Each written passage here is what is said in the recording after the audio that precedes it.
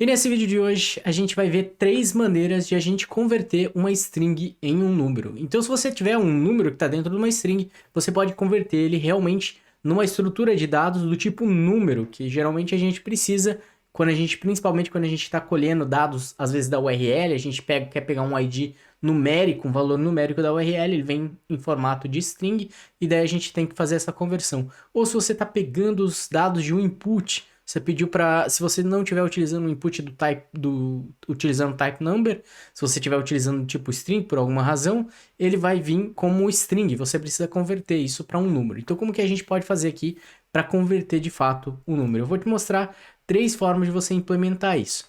Então, para começo, a gente vai colocar aqui const string, e daí eu vou colocar aqui 1, 2, 3, então isso daqui é uma string que tem um número ali dentro. Se eu fizer um console.log, ele já vai mostrar pra gente que é uma string, pra gente poder ver essa diferença. Aqui ele não coloca aspas, mas ele não fica muito claro, mas aqui no caso é string, tá? Quando for número, ele vai mostrar em roxo aqui, apareceria colorido.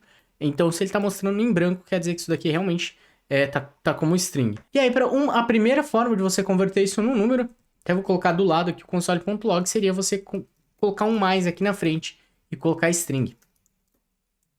Eu, particularmente, eu não gosto exatamente dessa abordagem, porque se você, às vezes, tem outro programador que está entrando no time, às vezes não tem tanta experiência com JavaScript, às vezes só de bater o olho da primeira vez, talvez não fique muito claro qual que é a tua intenção, tua intenção era só converter a string para um número.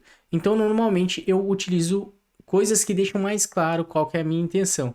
No mesmo caso, a gente tem para converter para boolean, que a gente coloca 2 exclamações, é possível fazer isso para converter um valor para boolean, mas normalmente para converter para boolean eu também utilizo o método boolean para poder converter o valor. Então aqui, uma outra opção que seria viável seria você utilizar o number. Então se você passar aqui como number, ele já vai aparecer ali e ele também converte para number.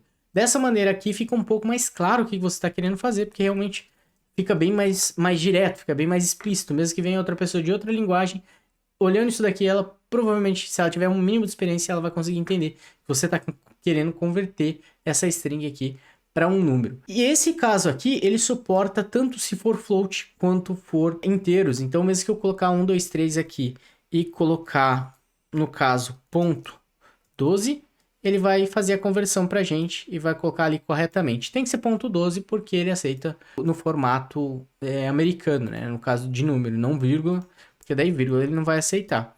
Então se eu estiver tentando converter utilizando a vírgula ali, ele vai dar problema, falando que ele tentou converter e acabou sendo algo que não é número, tá?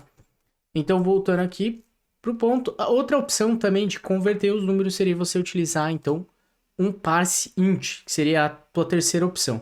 Na verdade, a terceira opção ela se divide em 2 maneiras, dependendo do que você quer exatamente fazer. Então aqui, se você utilizar um number.parseInt, ele vai converter aqui o valor para um inteiro. Então ele tirou aqui as casas decimais porque ele converteu para um inteiro. Se é essa a tua intenção, aí você utiliza o parseInt. Se você tem algum ID numérico, por algum motivo que você está tentando converter, ele realmente nunca vai ter casas decimais, então você utiliza o parseInt. Um detalhe para o parseInt é que você pode... O ideal é que você passe o 10 aqui para ele. Por quê? Porque o parseInt, ele aceita, dependendo do valor, o jeito que tiver a string, ele pode entender que o número é um octal, que não é um decimal. Então ele está na base octal, e daí você teria problema no teu código. Então para garantir que isso nunca vai acontecer, você coloca aqui o parseInt e passa o parâmetro 10 ali como segundo, tá?